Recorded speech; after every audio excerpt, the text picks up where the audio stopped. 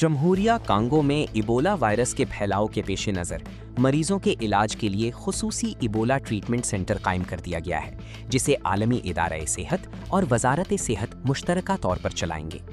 Reports کے مطابق Congo کے شہر بونیا میں ایبولا ٹریٹمنٹ سینٹر قائم کیا گیا ہے، جہاں ایبولا وائرس سے متاثرہ اور مشتبہ مریضوں کے علاج کے لیے خصوصی انتظامات کیے گئے ہیں۔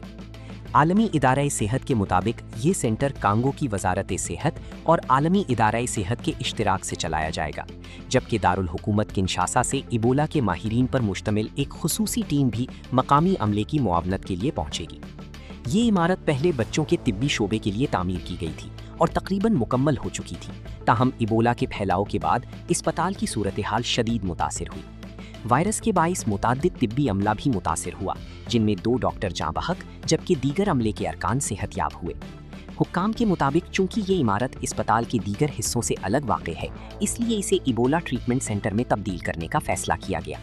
فی الحال سینٹر میں تصدیق شدہ مریضوں کے لیے 24 جبکہ مشتبہ مریضوں کے لیے 18 بستروں کی سہولت موجود ہے، اور ضرورت کے مطابق اس میں مزید توسیع بھی کی جا سکتی ہے۔ عالمی ادارہ صحت اور کانگو کی وزارت صحت ایبولا کے پھیلاؤ کو روکنے اور مریضوں کو بہتر طبی سہولیات فراہم کرنے کے لیے مشترکہ اقدامات جاری رکھے ہوئے ہیں۔ So because of many factors, the virus was circulating undetected. So we have number of cases which is much higher than previous outbreaks before even it was detected. So that makes it complex.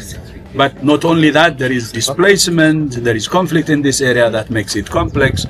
So I think the response we do should be strong enough to catch up and stop the outbreak.